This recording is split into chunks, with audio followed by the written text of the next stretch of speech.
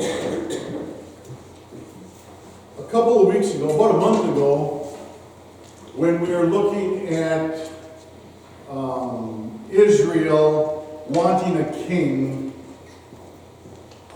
Israel then rejected God as being king in their lives. And over the last couple of weeks, that word rejection just inundated me, just constantly. I just really felt like God wanted me to open up and start sharing about rejection. My guess is every single person in this room has been rejected, has felt rejected by someone. My guess is every single person in this room has probably rejected someone or something, right? So you have been both rejected and rejectee, or rejecter, or whatever that word would be. You've probably been both receiver and the giver of rejection.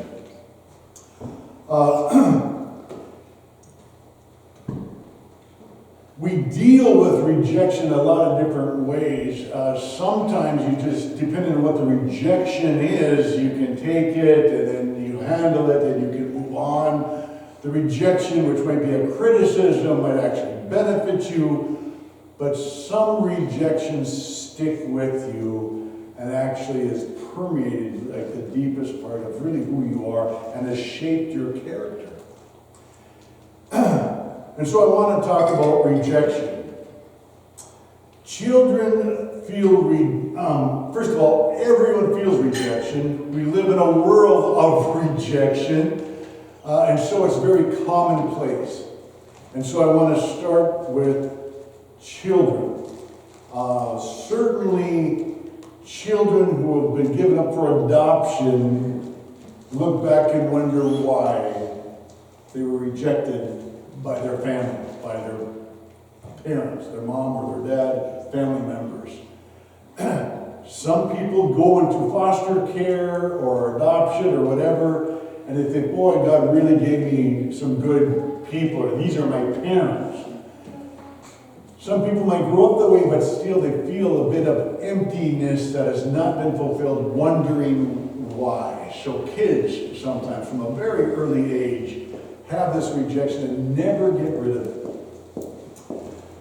Some children always feel like you're not fair with them. Do you have a favorite? If our kids sat down, they would say, well, we know who your favorite is. They'd say, oh, Dad's favorite is this, and Linda's favorite is that. And they're like, oh, we love you all almost equally, but they know who the favorite in the family is. There's no better example than that than the life of Joseph. I mean, Jacob's got 12 sons and a daughter, but he loved Joseph the most. And he wasn't the youngest, Benjamin was, but Joseph got the cool jacket, and he kind of, flaunted that around. And, I mean, you saw that. And not that it's wrong. I mean, we love all our children, but certainly there's some you just, you have more in common with, I guess, if that makes sense. But what happens to the family when it's really obvious, can bring other kids to the brink. Well, in this case, they sold Joseph into slavery, would have killed him. Kids have a way of understanding or thinking that they've not been treated fairly. Younger kids see what older kids get to do, and they think they should be able to do the same thing. Older kids have said, oh, I can't believe you're letting them do this or that. We never got to do that at that age. We couldn't stay up that late. We couldn't go to the dance. We couldn't. And so you saw two sets of rules, and so they feel unfair. If you go through a divorce, and my roommate in college, I knew him all grown up through high school, he was a friend from school, but when we went to college together, we roomed together, his parents got a divorce when he was in college. He felt rejected by his parents. He felt like, why did this happen? Am I part of the cause? They've rejected not just each other, they've rejected the family unit, which is the children. And so children from divorced parents have this rejection feeling sometimes. I'm not saying 100%, okay? I'm saying some people have it, and they have that rejection into their adult life, okay?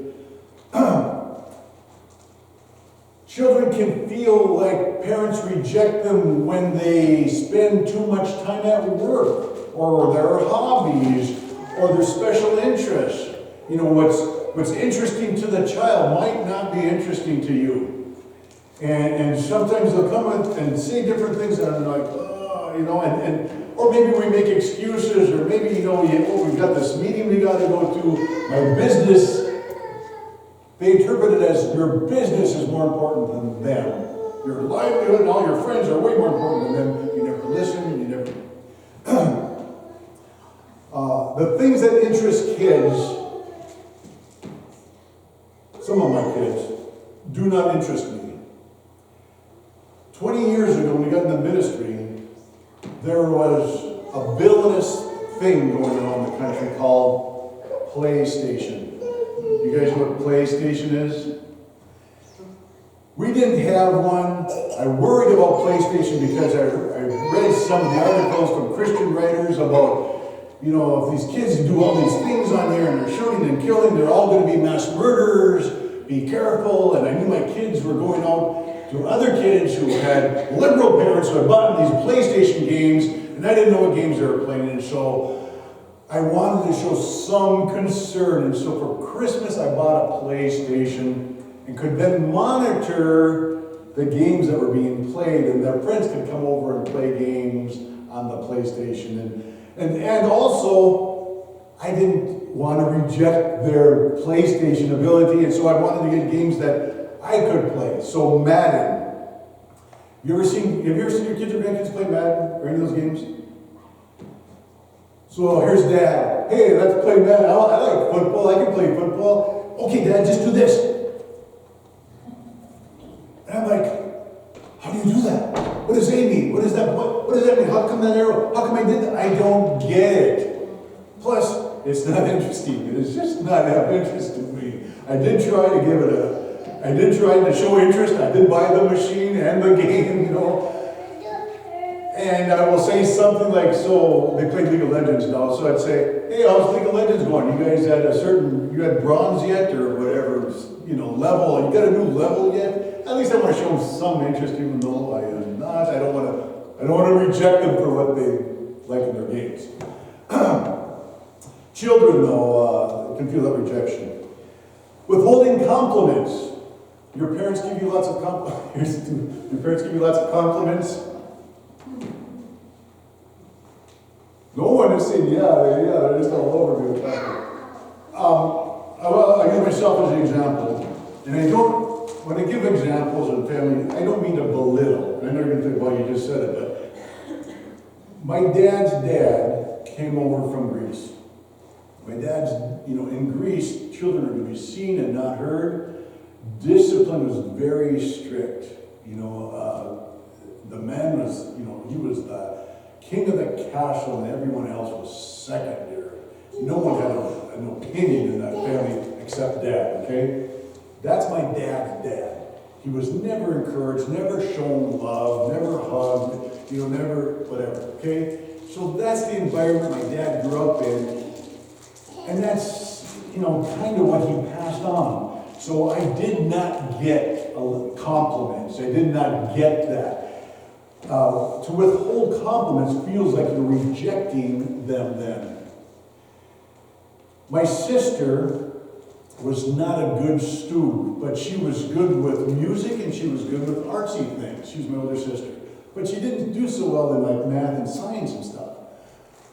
I got school, I did pretty well in school, A's and B's pretty much. Once in a while I get a C, mostly like in art. I didn't like art, I didn't care for art. Art was for sissies. I don't understand it. I was like in my 20s before I realized that a stick man with a 90-degree bend in the middle of his leg looked like he was running. That's my opinion of art. I just don't, I can't do music, I'm tone deaf, and my sister could play the clarinet or the saxophone and stuff. I mean, she was good at what the point is, report cards came, my report card was always better than my sister's. But if I got a C, my dad didn't compliment me on the A's and the B's. He came down about the C. Well, you got a C, you're just lazy, you got to try harder, you know. Rejection. If I got the C up to a B, well, I should have been an A. You know, I knew blah, blah, blah, blah, blah. You know, you're just lazy, you put more effort into it, you're not putting enough effort, you should get A's. If I got straight A's, I told you, now you better keep those straight A's up, blah, blah, blah, blah, blah, okay? I never got straight A's, but, which is interesting to me because my dad almost failed his senior year. My dad was a very poor student, like my sister. He doesn't get it. He's not a reader. His dad died in April of 1957. He graduated in 57. He had a senior paper to write, which my mom wrote for him. He got a good grade on that paper, and he passed. I'm just saying that to say, when compliments are not given, encouragement, you feel rejection, and that can carry on with you. My grandfather felt it, my dad felt it, and he brought it into the family. Okay? And I'm not talking about telling kids they've always done things right. If my sister's best was a C, man, good for you. I'm glad you got a C. And my best wasn't a C. You know, to be honest, I could have been encouraged about the A's and B's, but I'm just saying, I don't believe that, hey, phonetically correct, and a boy, give them a lots of, build them up, at least you're close, give them a good grade.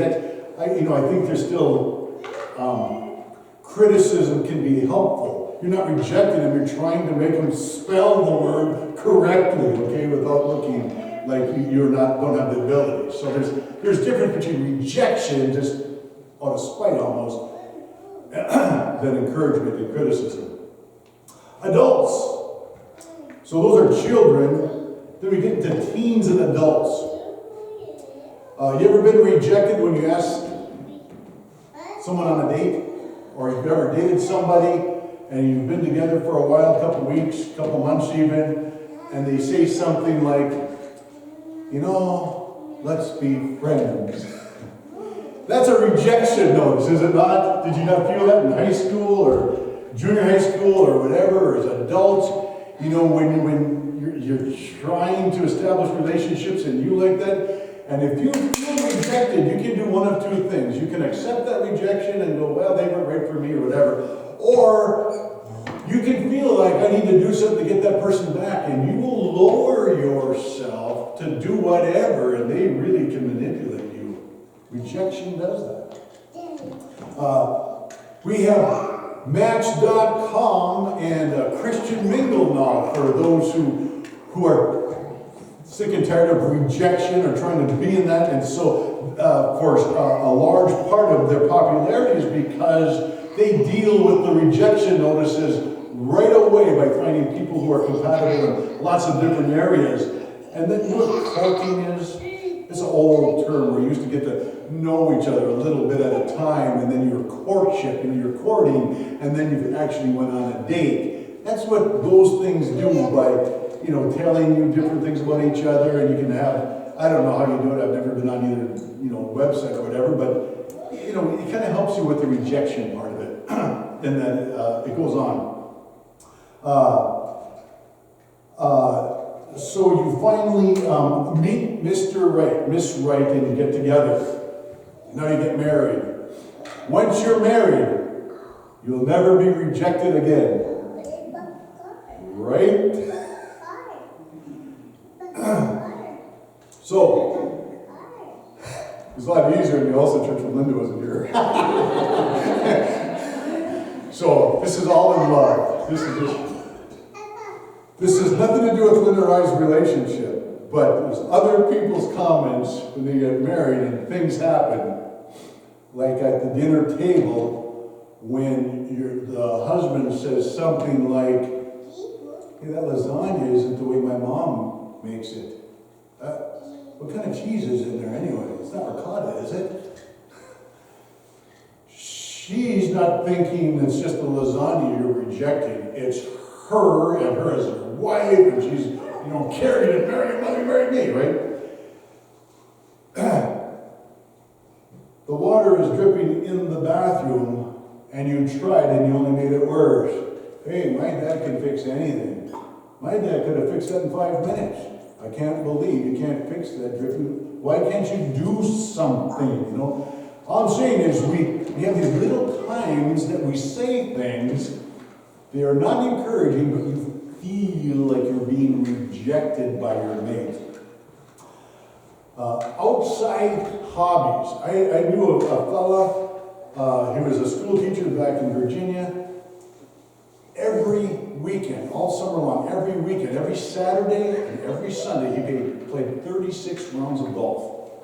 He loved golf. But I mean, that's the whole weekend. I mean, the family felt rather rejected by his hobby.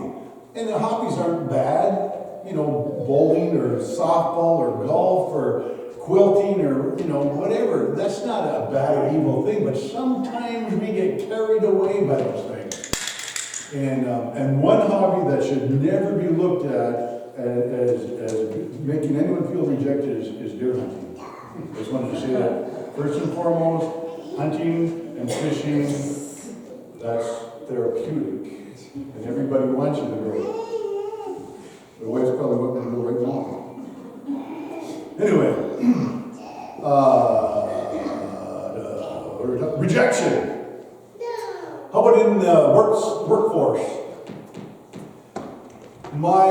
I just talked to Joe Lord yesterday, in fact. Asked him how his work's going, and he says, I just tried to hire a guy for truck tracking. He said he really needed the job. Had the interview with him. I said, well, you can start next week. And he went to make him a doctor's appointment for a physical to make sure he passed the physical to get the job. He never showed up for the physical, never called Joe back. Joe tried to call him, and his voicemail went to, it's all filled up so you don't get any more voicemails. He never showed up. I mean, he just rejected a job, and you feel like, as an employer, you feel like, why did you reject that? When somebody doesn't show up for work, if I've got guys coming ready to do a roofing project or something, I'm thinking, where's so-and-so? They're like, I don't know. Well, how come you didn't show up? I don't know. Man, I feel like, why did he reject? I pay them, don't I? Why didn't they come to work? You can have co-workers at your job. Do you have co-workers that you feel like reject you? You don't.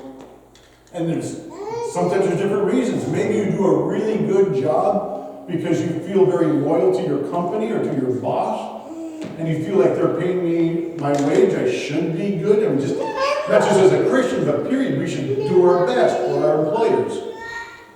But your coworkers might think, you're a brown noser, and they just kind of reject you because you're just a boss's pet. And you know what I mean? Sometimes you can feel rejected by them. In St. Cloud, we had, in the mid-70s, St. Cloud riots, where the student body rioted on Friday night, Saturday morning, Saturday, and then Sunday into Sunday morning. And after the first day, we had a ton of people who came to help us, hundreds and hundreds of law enforcement. We had thousands of kids, 10,000 kids everywhere. The point is this, John was a veteran police officer, 15, 16 years on the force. He was also an Army veteran, and he was in the Army Reserves. John has had some experience with training and riding from the Army. Set him up.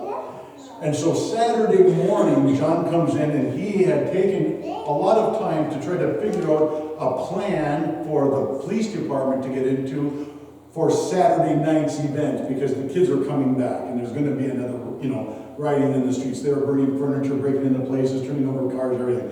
And so John had this diagram set up and all these things set up, and he gives it to our assistant chief, Jim Moline.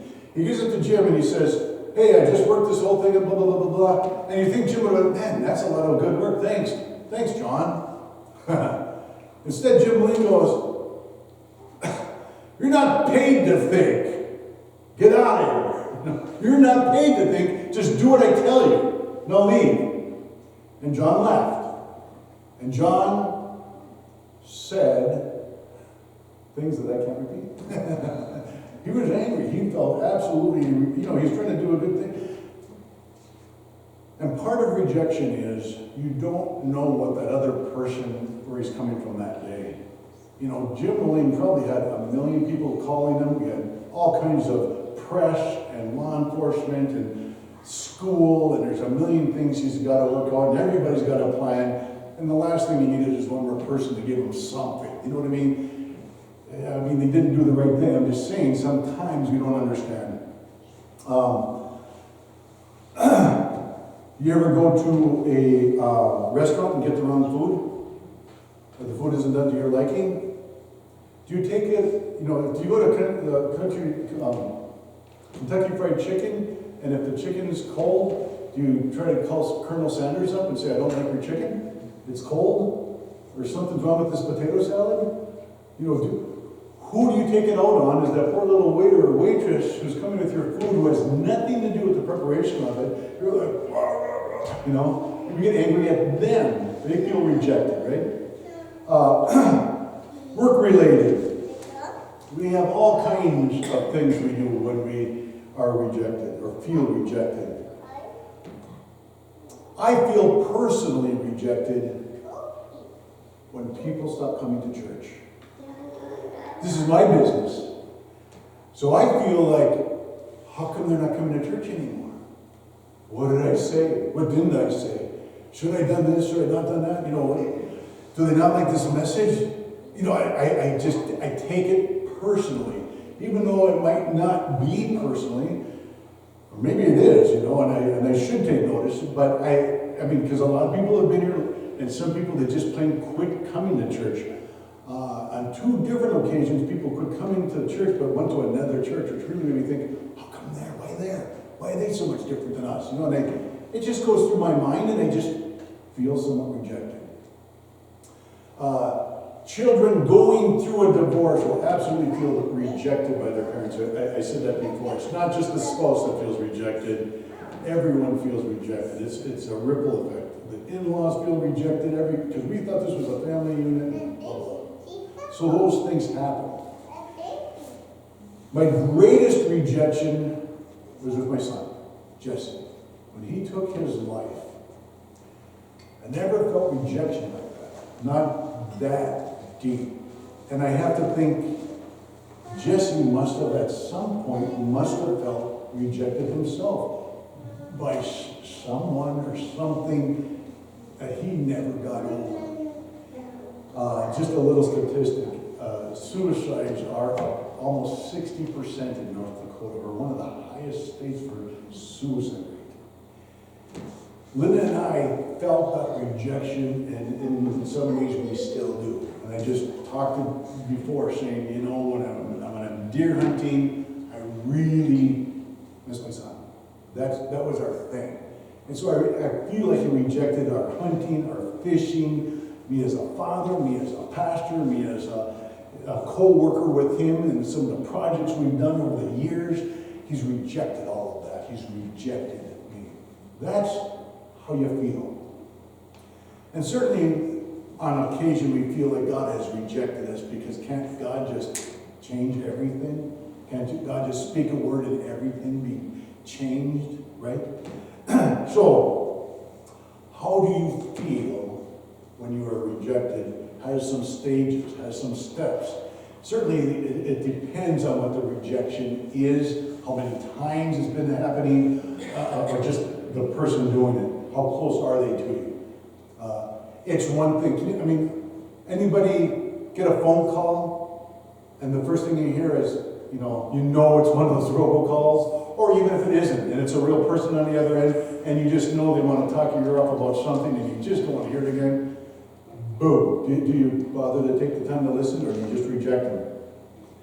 Now, that's not necessarily a good or bad thing. I'm just saying, many years ago, and Linda will tell you, many years ago, people would call, man, I'd sit there and I'd chat with them for an hour. I should say, who's on the phone?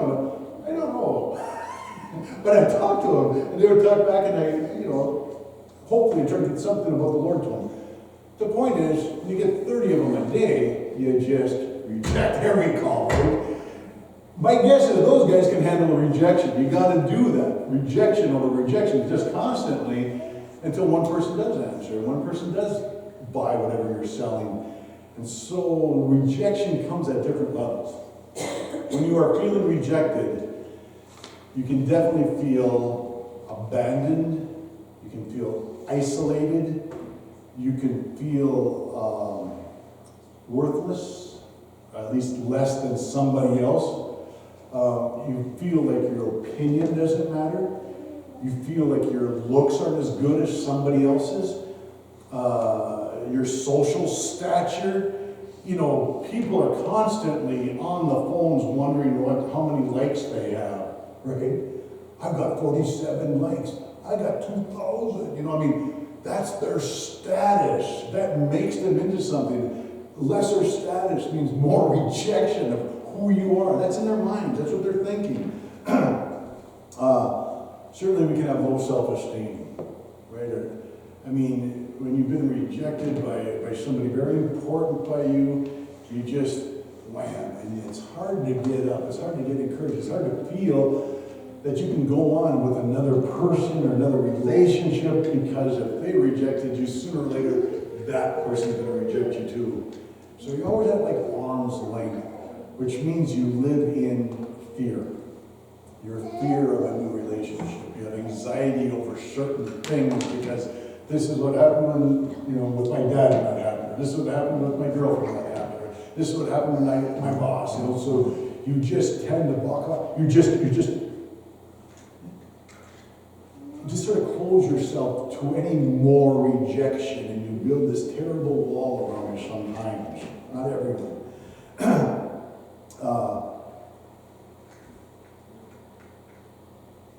Eventually, if you keep that up, you will feel a depression. And that depression is very difficult to get rid of. In fact, you might live with depression for decades and decades. Way back because you've been rejected, maybe by, again, a parent, an orphan, or, you felt rejected when they were divorced, or this friend in school, did something and whatever. You don't know what it's from, but I feel like sometimes it is still here. You still live with that rejection. Now, you look in the mirror and you might feel like you're a reject. You might feel like you're unloved. And that is your perception. You put that on yourself. Okay? I want to know, Lord, how can I combat that? How can I look in the mirror and see myself as you see me, not them? How can my perception be more correct, more 20/20 than myopic, the nearsighted, where I can't really see any depth of who I am. I can only see the rejection. I want to know what God did in Samuel's case. So in 1 Samuel chapter 8, verse 7, we've already read that last month. Samuel is the last judge of Israel. Remember how a judge was picked. God picked him. God picked Moses. God picked Joshua. God picked Gideon and Deborah and Samson. God anointed them for a purpose. They were from different tribes. There were spaces in between judges. There wasn't like judge after judge after judge. And so the people did not care for that. And they looked at Samuel and said, this is the last time we want to judge. We want somebody like the rest of the world has. We want a king to rule over us. We don't want God to pick him. Once we have a king, his son will be the next king and his son's son. It's a monarchy, so they'll always have a lineage of kings for the rest of their lives, and that will make everything better. Samuel feels like they're rejecting not just him, but the priesthood as judge and spiritual leader of a nation for whatever man is next in the line to be king on the throne, whatever child. Samuel is crushed. And this is what God does in Samuel's case. He said, listen to what the people are saying to you, because it is not you they are rejecting. They're not rejecting Samuel, even though that's what Samuel is perceiving. That's what he's feeling. He says, they have rejected me as their king. That's who they're really rejecting. God.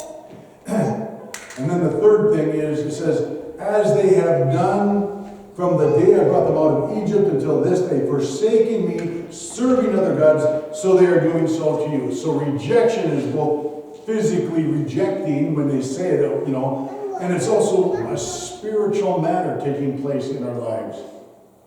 So number one, sometimes it feels like the individual is rejecting you, but it's not you personally. It feels that way because you're the one, right? The waitress feels that way because you're the one who's saying this stinks, this food stinks, but it's not really her. It's somebody else, it's something else. It wasn't really Samuel, it's God who anointed Samuel. I went door to door a number of years ago when I was at Trinity Bible College. We had an evangelistic class. And part of that class was, what do you call it, when you go out of school? Have a field trip. Thanks, nobody. I felt rejected there for a minute. We have a field trip. We had a field trip to Grand Forks. And we had team members, and I went with somebody else, and we went door to door. Now, it would have been great if God would have just said, go to that door, and when you open the door, say this, and those people will give their hearts to me, you'll be able to pray for them, and the church will be filled. And just don't go to that door, that door, that door, that door, but go to that one. You know what I mean? That would have been perfect. But instead, we just went door to door. And we did have a couple positive things, got to pray with a couple people, but by and large, I felt rejected. Doors slamming on your face, yelling at you. You knock on the door and you hear the dog bark, and the guy, you better leave or I'm going to let this dog out. You feel rejected. But they're not rejecting, well, I mean, they were rejecting us personally, but they're rejecting the message. They're rejecting, they've had a lot of other people coming to their doors, okay? Sometimes when that rejection hits you and somebody does do something, like in the case of a divorce, that kid's mom and dad are not rejecting him. He felt it, that he was not, that wasn't to be focused on him. The parents, they can't handle this infant child. They know that they can't physically or mentally or monetarily or emotionally, whatever. They know that it would be far better if the child went to a loving couple that can have children or something, and so they give it up for adoption. But they don't feel that. And so sometimes it's not, and I want us to get to that point where you really understand the rejection isn't you, it's something else. Number two, in this case, it was God. They rejected the purpose that they had as God leading, God protecting, God blessing, God ministering, God healing. They are rejecting God's plan of salvation for their life. And that meant political and social and economic and everything. The third thing is about this is it's not the first time these people have done that. Some people are just naysayers. Some people just, almost every opportunity to condemn or say something, you just don't, every time you see them, it's like, they're hard people to live with and to deal with. They are hurting people. And in Israel's case, they are hurting people, and they think they've come up with a solution in a king. But in reality, we'll see next week that it is not true. They have repeated the offense over and over again. They'll keep doing it. This is what I want us to take home from all of this. This is just a start. I've got like 8 pages, and I can only get through 2 today, okay? Rejection is something each and every one of us have lived with, have gotten to, and have done. How we combat it is different. And so I want to leave you with this. God said, I will never leave you. Yeah, parents leave, children leave, these things happen, the boss does this, right? Those things take place in this world. But in heaven, God wants you to understand that he wants to take the place of those who reject him, no matter what. He loves you unconditionally, and he is there for you. He wants to take the place of that emptiness you felt when you were rejected. Let's pray. Lord God, I thank you, Father God, for this message. I thank you, Lord, for the things you want to teach us, not just today, for the next couple of weeks, but the rest of our life. Lord, that we do not have to live with the feeling of being rejected, Lord, because we have you in our life. And Lord, I pray if anyone here has that emptiness, or, Lord, they have been building a wall because they're just afraid, they live in the fear, Lord, so they're building this wall around them because they feel like they just don't want to ever be rejected again, and so they don't want any part of anybody's work.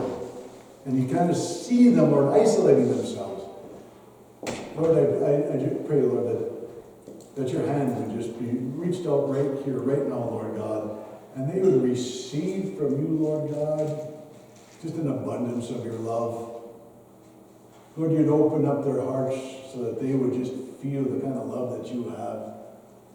A love that cannot be forsaken. A love that we can't even comprehend totally, because it is a love from you. Amen.